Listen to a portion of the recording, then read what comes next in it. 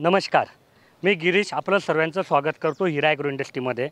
तुम्ही जसं थंबनेलवर बघितलंच असेल की 11,500 रुपयामध्ये 1 एकरची ड्रीप फळझाडांकरता। तर हा विषय मी आज का मांडतो आहे, कारण आमचं अजून एक पॅकेज आहे 11,500 रुपयामध्ये 1 एकरची ड्रीप।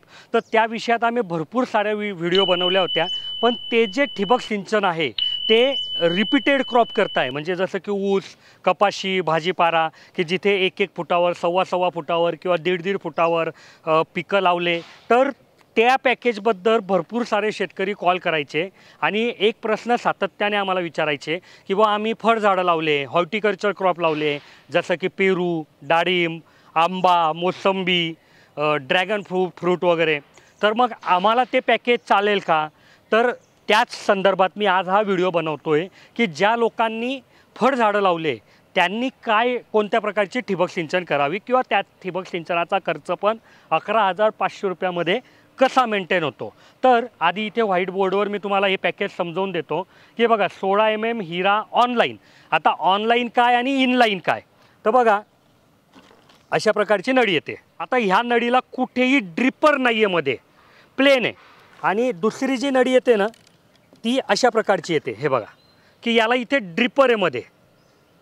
तर ही जे ड्रिपर असणारी नळी असते ना याला इनलाईन म्हणतात। याच्यामध्ये अशा प्रकारचं ड्रिपर आम्ही तुम्हाला ऑलरेडी फिट करून दिलेलं असतं आणि हे रिपीटेड क्रॉपसाठी, म्हणजे कपाशी, ऊस, भाजीपाला की जिथे 1-1, सव्वा, 1.5, 2 फुटावर पिकं आहे तिथे ह्या प्रकारची इनलाईनचा उपयोग होतो।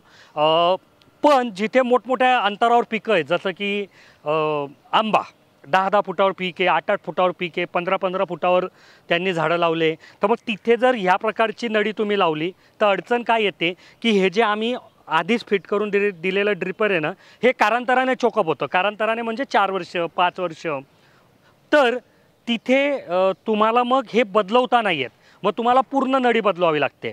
पण जर ऑनलाईन नळी घेतली तुम्ही तर तुम्ही त्याला ह्या प्रकारचं ड्रिपर बाहेरून लावू शकतात।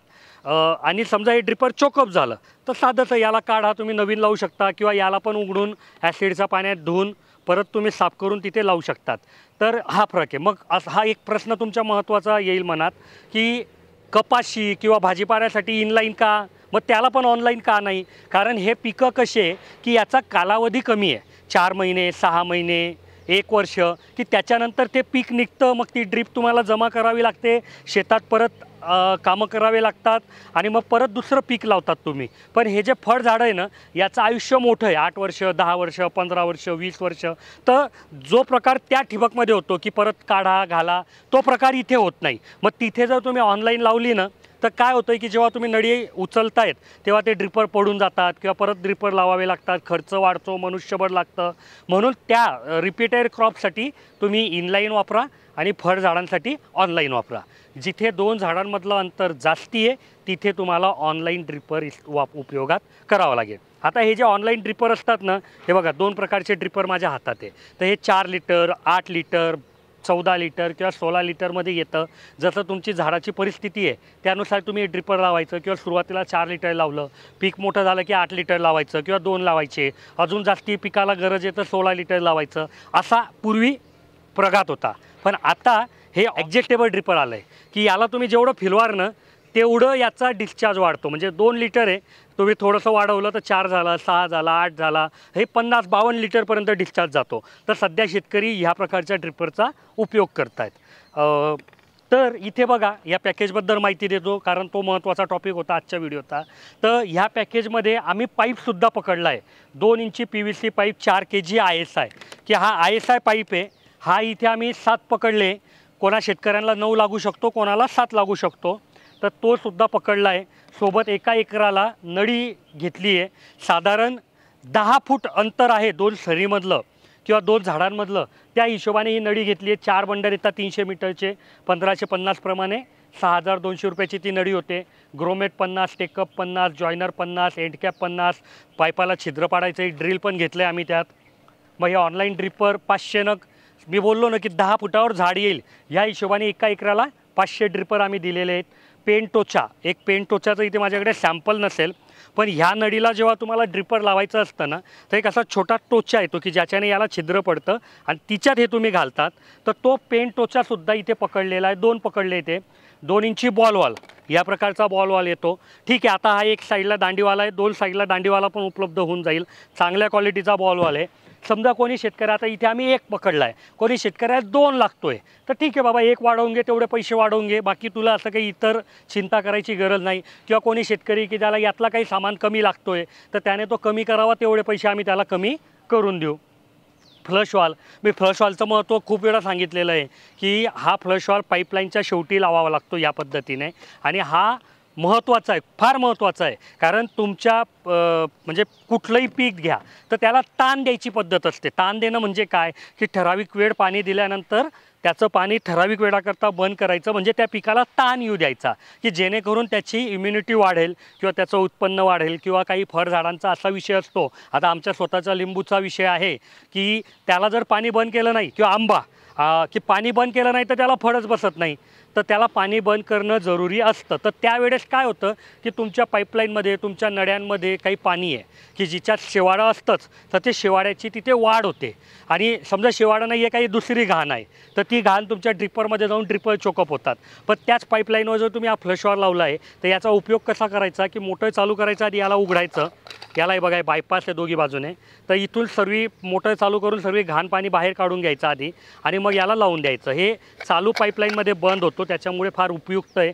तर हा फ्लशवॉल इथे दिलेला आहे. 2.5 इंची GI फिल्टर दिलेलं आहे बघा, एक पावडर कोटिंग केलेलं GI फिल्टर. आणि हे अपडेटेड मॉडेल आहे. कारण काय व्हायचं की तुम्ही जे बाजारात फिल्टर बघाल ना, त्याचा हा टी हँडर डायरेक्ट वेगळा होतो आणि हा निघून जातो. तर चोर लोक याला चोरून न्यायचे, म्हणून याला आम्ही काय केलं आहे की याला वेल्डिंग करून दिलं आहे की बाबा याला असं करा, तुमचं फिल्टर इकडून उघडून द्या. हे बघा हे उघडलं. याच्यामध्ये ॲक्वाच्या पाईपवर SS ची जाडी, म्हणजे जी ISI मध्ये नमूद आहे तीच जाडी आम्ही लावून देतो. तेवढ्याच प्रेशर रेटिंगचा तो पाईप असतो. आणि त्याच्यामुळे हे फिल्टर म्हणजे ISI मध्ये पण कोणी जुनं जर ड्रिपचं प्रकरण केलेलं आहे तर त्याला लोखंडी फिल्टरच भेटलं आहे. आता थोडा प्लॅस्टिक फिल्टरचा प्रसार जोरात होतो आहे, पण तिच्यात पण कोणाला वापरायचं असेल तर आम्ही त्याला सेमी ॲटोमॅटिक स्क्रीन फिल्टर किंवा semi automatic plastic disc filter की जे ISI ते वापरायला लावतो.